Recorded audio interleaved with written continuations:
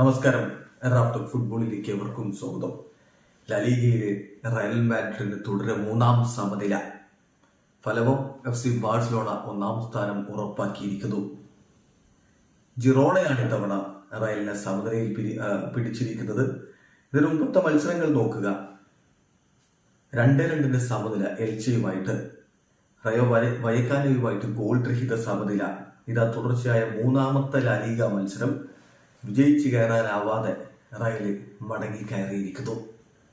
1-1 സമനില എന്ന് പറയുമ്പോൾ റയലിന്റെ ഗോൾ പിറക്കുന്നത് പെനാൽറ്റിയിലൂടെയാണ്. 10-24 ഷോട്ടുകൾ തീർത്ത് റയലിന് ഒടുവിൽ പെനാൽറ്റി വേണ്ടിവന്നു പന്ത് വലയിലേക്ക് എത്തിക്കാൻ. അതേസമയം എംബാപ്പയാണ് റയലിന്റെ ഗോൾ അടിച്ചതെങ്കിൽ ഔനാഹിയാണ് ജിറോണയുടെ ഗോൾ അടിച്ചത്. ജിറോണയുടെ മൈതാനത്ത് വെച്ച് നടന്ന മത്സരത്തിൽ വിനി ജൂനിയറും എംബാപ്പയും ആർദ ഗുള്ളറും ഒക്കെ ഒരുമിച്ചാണ് റയലിന്റെ മുന്നേറ്റങ്ങൾ നയിച്ചത്.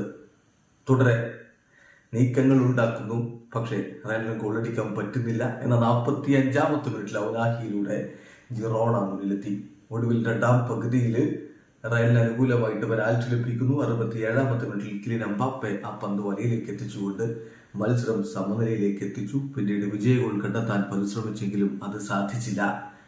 അതോടുകൂടി 14 കളികൾ, 11 വിജയം, 1 സമനില, 2 തോൽവികൾ, 34 പോയിന്റോടെ ബാഴ്സ ഒന്നാം സ്ഥാനം ഉറപ്പിക്കുന്നു. 14 കളി, 10 വിജയം, 3 സമനില, 1 തോൽവി, 33 പോയിന്റോടെ റയൽ ഇപ്പോ രണ്ടാം സ്ഥാനത്താണ്.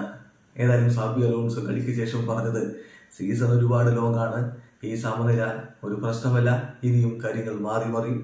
ഇപ്പൊ ഞങ്ങള് ലലീഗയിൽ രണ്ടാം സ്ഥാനത്താണ്, അതൊരു മോശം സ്ഥാനമല്ല എന്നാണ്. എന്നാൽ തുടരെ വിജയിക്കാൻ കഴിയാതെ പോകുന്നത് സാബിക്ക് മേൽ വലിയ സമ്മർദ്ദമുണ്ടാക്കുന്നുണ്ട് എന്നതാണ് യാഥാർത്ഥ്യം. വീഡിയോ സാധിക്കുന്ന ഫുട്ബോൾ ലോകത്തെ കൂടുതൽ വിശേഷങ്ങളുമായി റാഫ്റ്റോക്സ് വീഡിയോ.